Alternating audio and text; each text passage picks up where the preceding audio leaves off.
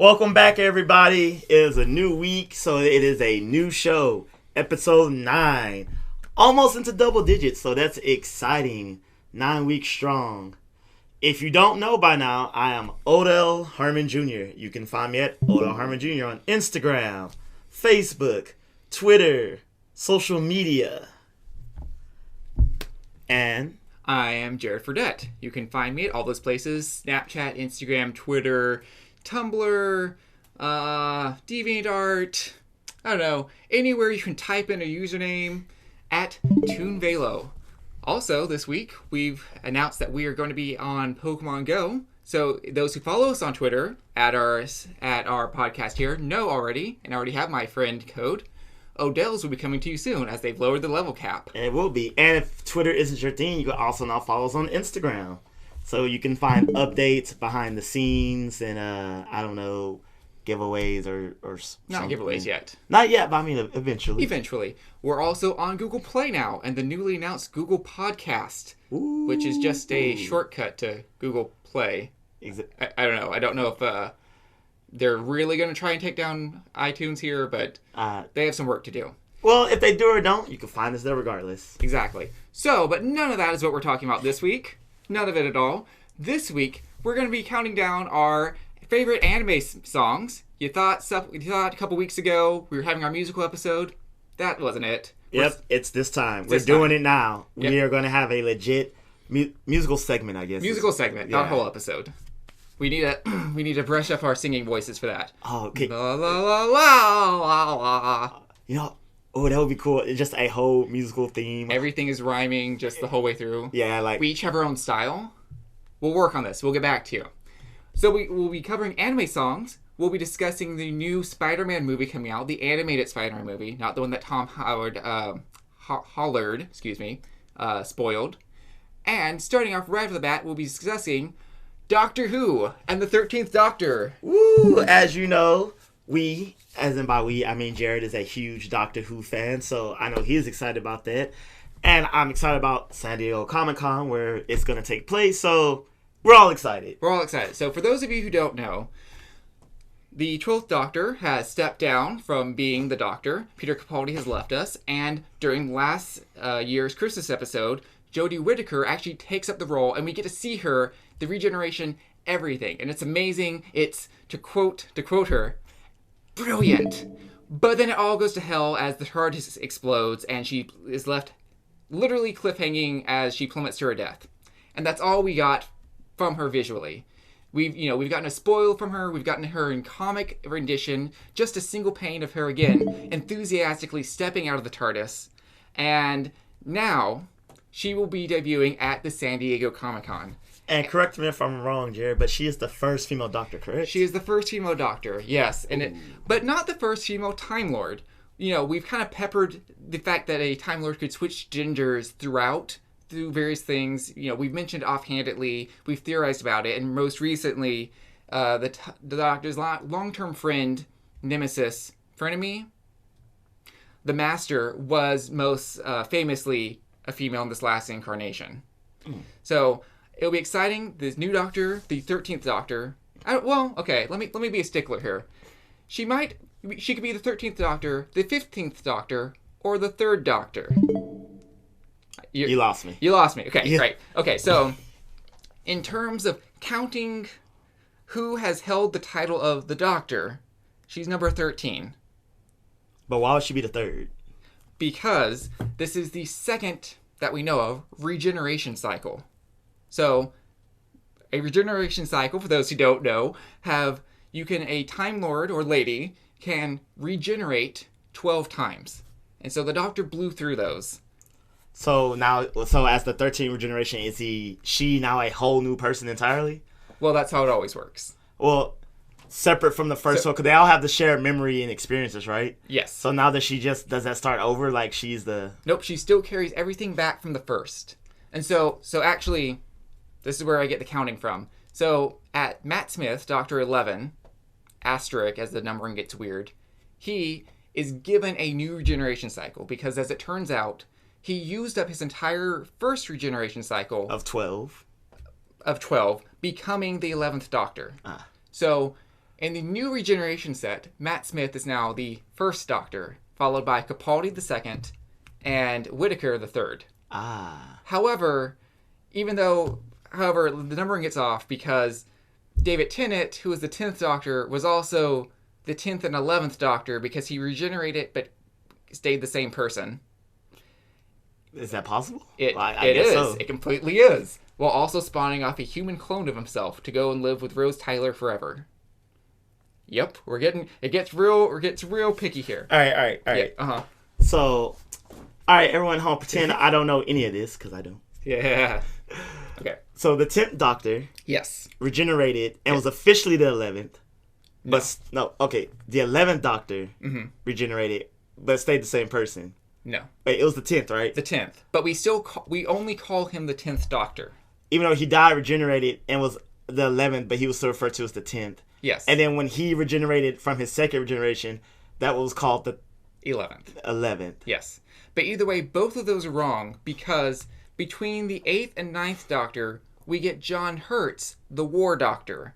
And we don't count him as a numbered Doctor because he changed his title. So all Time Lords take on a title for themselves. The Doctor has chosen the Doctor, and the Master has chosen the Master, or the Mistress, as she was a woman. So, because John Hurt chose the title of the War Doctor... Wait, the female Master refers to herself as the Mistress. Oh, okay. I was like, wait, so if you're a female Master, you're a Mistress? No. Oh, okay. That's just... And then she went by Missy, and there was a long mystery throughout seasons. Who is Missy? Who could she be? And she was the Mistress, she was, a.k.a. the Master. She was the Master the whole time. Dear God. I know.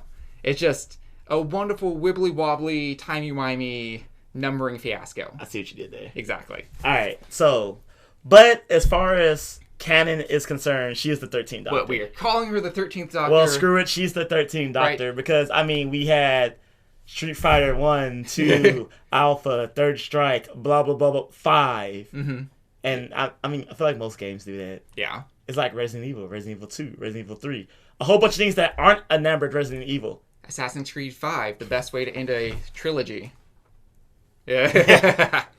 But yeah, so she is the 13th Doctor, and not only is she new, but basically everything about the show is going to be new, and we know almost nothing about what's coming up. New as in what? So we have a new title sequence, we get a new TARDIS interior, or, for avid fans of the show, you know it is her new desktop theme. Right? What we see is the interior, they refer to as the desktop theme. What is this, Coral? Don't let me go off on a tangent here. You already have. Right. Sorry. New companions. She'll be getting 3 new companions, and I wrote down the names. Whoa. Right? Graham, Ryan, and Yasmin. Whoa, is she polyamorous? No. The Doctor... Okay, the Doctor of recent, has had love interest, but primarily companions are just companions. They're traveling companions. That's right. We don't discriminate. So if you out there want to have multiple companions in your life, that's between you and your companions. As long as everyone knows and agrees, then you know. Then you know. Then you know. The more you know. Right?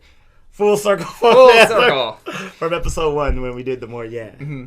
But, and additionally, a new showrunner. And now, this is what concerns me. So everything about this has excited me thus far because I love Peter Capaldi. He was a much more serious tone from Matt Smith's midlife crisis, effectively. Right? Because he knew he was dying. As far as he knew, this was the last he was ever going to be. So he exhibits a lot of behavior that's like erratic and childish. And, he buys the sports car and he's the midlife crisis of your generations. And so Peter Capaldi was much more serious, like, sorry, that was a phase I was going through. And he was kind of dark and he has identity crisis. And he kind of even ends on a sad, dark tone. But everything about Jodie Whittaker that we've seen thus far, she's optimistic, she's bright, she's shiny. It's, once again, she's excited to explore space and time. She's excited to save the day. The whole, the universe is her oyster. But the one concerning thing I have is the addition of the new showrunner. So, while I was not personally a fan of Stephen Moffat, the previous showrunner, I really don't have anything good to say about the new showrunner. He has previously worked on, specifically, the things he's written for Doctor Who, like The Power of Three. Everything he's written for Doctor Who previously has been boring. And You're worried about it being more boring. Exactly. As a new showrunner. It's just like every episode he's written, it just kind of things just kind of happen and then end, and I'm left at the end of 40 minutes going, what just happened? What did I watch? Well, maybe he'll be better since he has like an entire season, not just a confined episode. Right. I mean, the entire Who the 13th Doctor will be will be entirely in his hands. Where previously he's written for pre-established characters, which I'm not a writer, so I don't know how to handle characters. You're not a writer, Jared. I'm not a writer. Right. You don't know what we do. You don't know what we go through. I'm sorry. Do the characters speak to you, Odell? I mean, sometimes. You try and get them to do things, but they go, no, I'm going to throw a coup and run away from my friends. You're like, but I needed you. Well, it's like when it comes to characters, you know them personally, so you know what will be uncharacteristic of them. And you can't betray that character's, integrity or lack thereof. There you go. Depending. Yeah, but they're your creations. Exactly. Have you ever had to take up writing of someone else's character? I have. Oh. I mean, I don't know what they thought. I mean, it was completely within characters. My fanfic project. Yeah, I wrote fan fiction, people. Coming soon to you. Yeah. Yeah. So, this guy's taking over a whole new universe of time and space, like the Spider-Verse, which takes place instead of doctors, multiple Spider-Mans across time and space. See what we did there? And the universe. So if you didn't know, a new Spider-Man movie is coming out, but no, not the live action one, a new animated one by Sony Animations, Spider-Man Into the Spider-Verse. If you don't know what the Spider-Verse is, well, believe it or not, there's more than one Spider-Man. Outside of Miles Morales, who is the now canonical main Spider-Man, there has been an nauseating number of Spider people. So outside of Peter Parker, you have Spider Noir, which is a Spider-Man in a, you guessed it, noir-themed universe. You have the Scarlet Spider, which is like they used to try to clone Peter like all the time. I mean, literally all the time. I mean, why not? Like, he can do so many... Like, the fact that he's probably the most astounding Avenger I think there is. Because, like, imagine his raw strength. He's just like, yeah, let me pick up these two cars. And then he's like, and I'll gently shake... Or you're not shaking. And I'll gently shake your hand. And he doesn't crush people's... He lands, doesn't break anything, crushes a car, and then he pats you on the back going, it'll be okay. And he doesn't just, like, smack you across the street. Unlike Superman, he has control over his strength and isn't constantly worrying about hurting somebody. Martha. Anywho. So, Scarlet Spider was one of Peter's clones. There's been... Okay, you Gwen have... Stacy. Gwen Stacy. I mean, you have Venom and Carnage if you want to really think about it. I would include them. Otto Octavius switched brains with Peter Parker and took over his identity, and... There's a lot. But the new animated movie is going to focus on Miles Morales, the new canonical Spider-Man, as he somehow interacts with a older Peter Parker from the original, I guess, call it Universe Prime? Sure. Universe Alpha. There we go. Spider-Man, which they then learn that there's other Spider people out there, and they're going to interact somehow. As so far, we only know of Spider-Man, Peter Parker, Spider-Man, Miles Morales, and Spider-Gwen, Gwen Stacy, are going to appear in the movie. And the animation style, to me, looks amazing. Like, if you haven't seen it, we'll drop a link to the trailer or something. It's cel-shaded. It's gorgeous. And like Jared mentioned off camera earlier, it's if you zoom in, it's almost dot pixelated, just like the comics. Yeah, it's amazing. It's astounding. It's aesthetically beautiful. Instead of just shadow, it's the pointillism comic gradient that you'd see from the old, I think, Campbell style paintings. It's the detail they added to this is great. The way the motion, it's almost like flipbook art style. It's not full motion. It's flipbook style, I guess is how I would describe it. I don't know the proper term for that style, but I get what you're saying. Again, you can watch the trailer and see. The community seems to be torn about it, though, despite it being amazing. One, some people aren't a fan of the art style, which I think is ridiculous, and I think Jared agrees with me on that one. I think it's the same people who hated Wind Waker. Oh, this isn't Zelda at all. It's Zelda, because it's cel-shaded and it's toony. Well, is it a good game? Does it function without any bugs? Watch the last episode. Hate bugs in games. Was that last episode? Might have been. Watch our episode. Like, share, subscribe. But it's aesthetic. It works. It's perfect. Do I need to be able to zoom in on Link's bomb and see like the texture of? No, it's a little blue ball. You know what it is. It works. And another main complaint of this seems to be people aren't a fan of Miles Morales because he's different. He's mixed first and foremost, but yes, he is black. He's darker. I mean, I don't know. No, actually, so I think there was a quote. I think it was from Donald Glover, Childish Gambino, where he's like, he was baffled why people just don't like Miles, because it's like, so you've never heard of a ethnic kid living in Queens with his aunt? Like, you think that person doesn't exist right now? That's silly. Of course he exists. That's, in fact, like, he's very prominently to exist. And for those who don't know, like I said, he's the canonical Spider-Man. There was a whole series of events that led up to him being the main Spider-Man. I mean, Peter Parker is officially dead because, he's probably died like... A hero died. Yeah. But to be fair, Miles has, to be frank, just better powers than Peter. So they have the whole web slinging, stick to stuff, all the cool stuff. But he has something known as the Venom Shock, where it's essentially like a spider bite, but he'll touch you and shock you with venom. Mm-hmm. And just to add to the whole spider's camouflage ability, he can turn invisible. Right, that's just great. That's so much better. I know there's some trade-off. There's something... I don't know if his spidey sense is underdeveloped, or I think it operates differently, or something like... Don't quote me on this, but I know there's some offsets to... It's not like he has a... They try to power balance it, or at least make it unique. Yeah, so I forget what the trade-off... There's something he can and can't do, but... Something that... So, answer me this, because I'm not sure myself. So, right, Peter Parker technically didn't have web shot. They always had to have, like, canisters. Shooters. I think Miles also used shooters. Okay. I mean, I guess that makes sense, because only female spiders can actually spin web. Which is why Gwen Stacy doesn't use shooters. Ah. Actually, I don't know that to be true. I just assume it is. It'd be smart if she didn't. Well. It sounded right. Right? I mean, it can still be right. And then another... thing going for the movie that people are seem to be torn about is the fact that I kind of mentioned this prior, but they're like, oh, Miles, there's another Spider-Man. There's just too many Spider-Mans. Again, the Spider-Verse is not new. Before Miles' introduction into the Spider-Verse, there was at least about, I want to say 10, if not more, Spider beings running around doing Spidey things.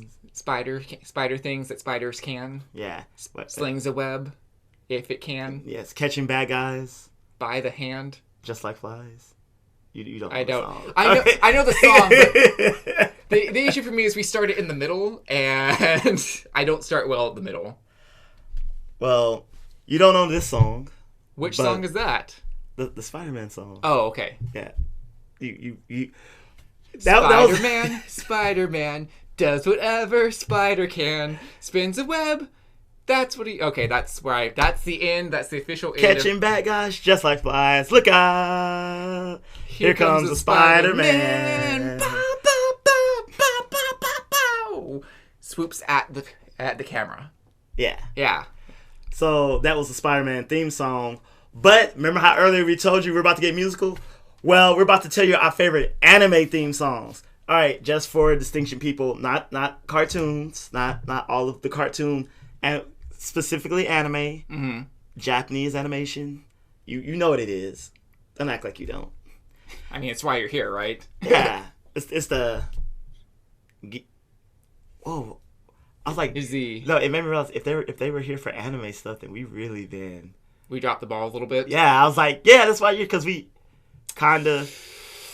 One of our fans is being like, what do you mean anime? Hunter is the only anime you ever talk in passing, too. Yeah. Ooh, in the pilot.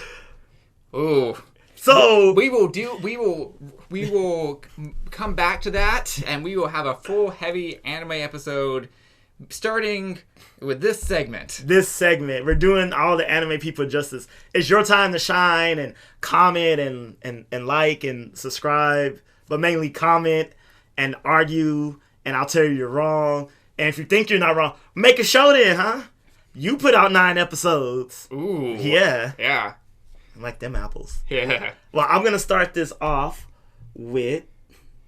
What, your favorite... So, not just theme songs, any anime yeah, song. It could be any anime song. Intro, outro. Featured prominently in the middle somewhere. Yeah. But these are all intros and outros. Okay. So, my first one is, alright, for all our, waifus, weeboos, otakus, and other anime terms to describe people who love anime, these pronunciations most likely will not be 100% accurate. I do not know Japanese. I've never been to Japan. I don't, to my knowledge, have a lot of Japanese friends that can correct my pronunciations, so... Forgive us. Yes. So, my first one is going to be Shiki no Uta by Mimi, and it's the outro to Samurai Champloo, and I will sample some of that for you right now. So, as you can hear, it's a little jazzy, a little nighttime vibe, sun setting, and you just got through fighting some samurai warriors. Check out Jared's interpretive dancing.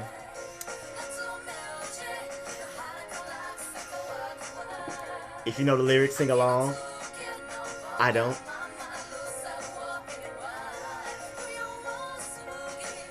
Ooh. Right? It just takes the edge off. Right? So, but kind of in the same vein, but taking the edge on, jazzy themes that I love, and I know it's a little cliche, but how do you not love Cowboy Bebop's intro, Tank?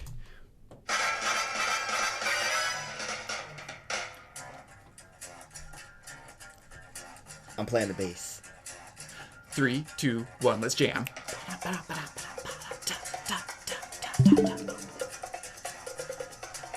Right?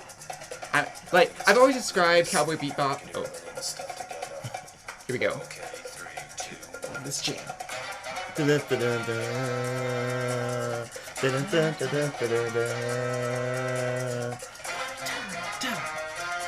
I've always described this as the anime version of Firefly, and vice versa, as Firefly is the live-action version of Cowboy Bebop. I didn't watch Firefly, but I know anyone who did tells me it's the greatest thing ever, so I will take your word on it. It was the greatest show ever canceled. But right, it's this Western sci-fi in space, and you could just imagine, we're all in our pods, racing around, catching bounties. Yeah. Well, I'm pumped. That was exciting for me. So I'm gonna move away from the jazzy scene and go a little rock. So if you ever watched anime, you have heard this intro. I'm not gonna say what it is because it's nostalgic. You're gonna go back at least 10, 15 years in your mind. So I'm just gonna play it and we're gonna talk about it. Hold on. You ready for this?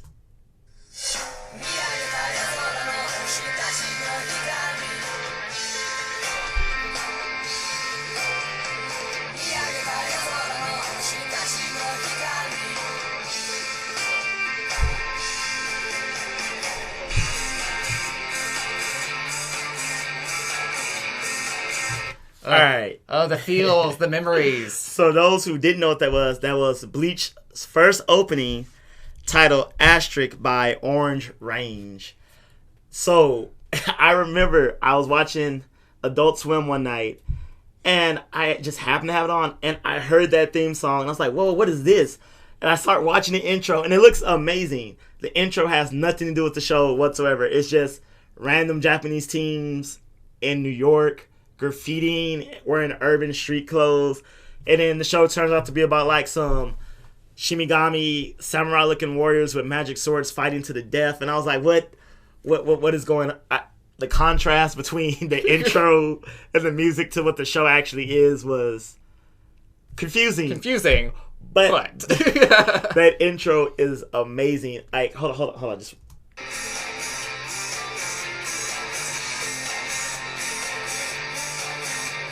Oh, gotta get into a little Japanese rap real quick.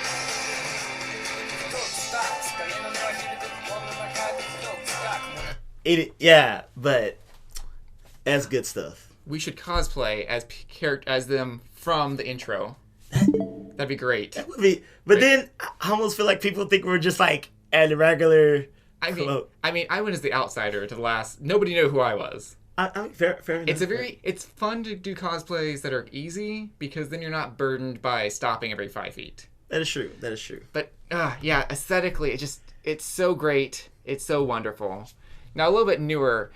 This is for me, is from Erased, and you might have seen the live-action version on Netflix. I implore you to go watch the actual anime version wherever you can. Probably Crunchyroll. The live-action isn't bad. It just doesn't do... You're just much better off watching the animated one. Right? Yeah. So we'll listen to this, Re.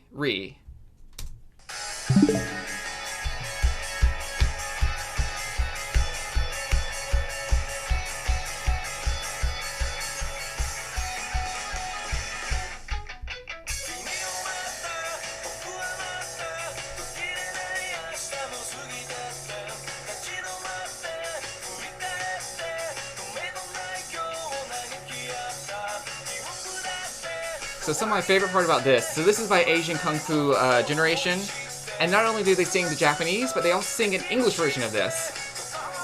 So I like both of them, and the words, I just have to listen, and the words overlap really greatly. So let's see if we can get back to the part. Well, I was gonna say, yeah. So some of the English. I waited for you. It's been so many years, and you never came through. Whoa, I know. That fits pretty nicely. I know. It's just, it's chilling, especially, it fits perfectly to the theme, right? So unlike Bleach, which again I love, it fits 100% with what the anime is about. Which is, the main character is able to flash back at moments in time to save people, and the big thing, he actually manages to flash back 20 years, and that's the setup for the anime. So go watch it. I won't spoil it. Yeah, the less you know, the better off you are. It really is. All right, and... I said no cartoon theme songs, but this is not a cartoon. A lot of people get that confused. This is still an anime, even though you watched it and loved it without realizing it was an anime. And no surprises here. It needs no introduction, so without further ado.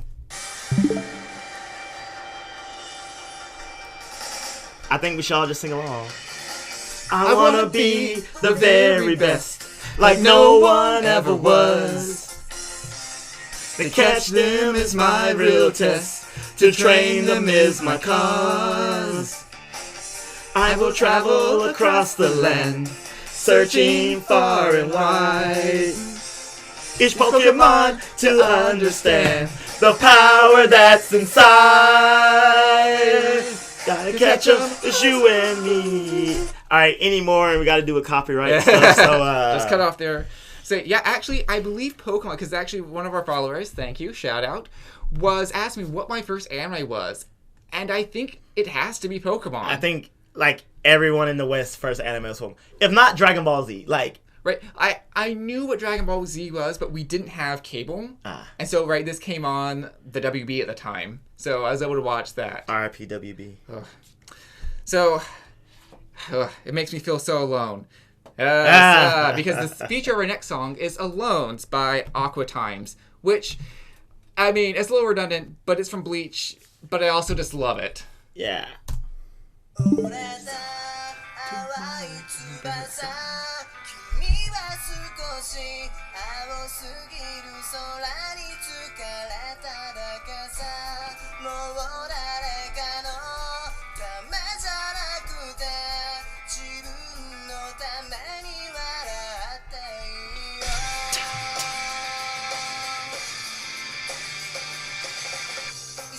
That's great.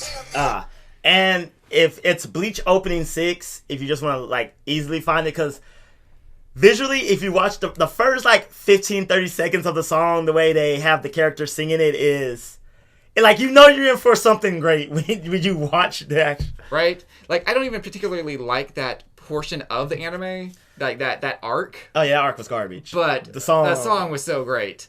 Oh.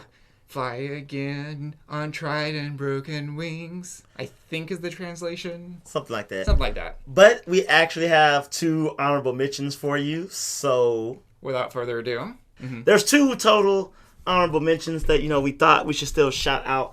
Mine is from... I recently, for the first time, I corrected one of my anime sins and watched Full Metal Alchemist. Woo! Well, specifically Full Metal Alchemist Brotherhood. Woo! And the intro, I just really love. Like, the song overall is by Aqua. Oh, no, not Aqua. It is. Yui. Yui. Yui, who Again by Yui. Yeah, again by Yui, who sings a crap ton of songs. It's called... Again. All right. Oh, well, I did not screw that one up. That one's pretty easy. Right. It's in English. Yay. But the whole song's good, but it's really the middle section where it just really takes off. And I'm just going to play a little quick snippet of that as my runner-up. So, again, this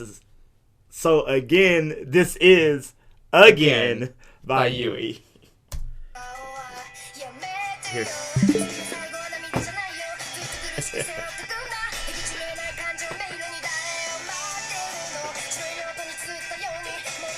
Alright, for those watching, you got the extra treat of Jared imitating the music video where the characters are break dancing? Dematerializing. It's a form of breaking. Yes. So thank you for the interpretive visual for those watching. That was a treat.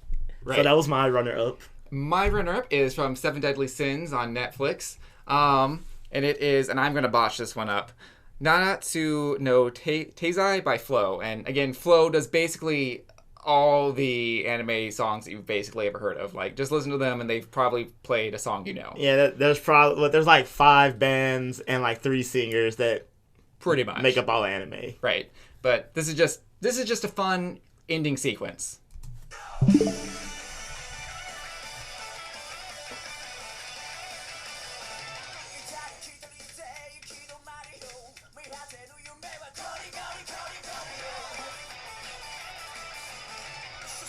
So that's basically it. It's just that guitar riff. It's like, and we go.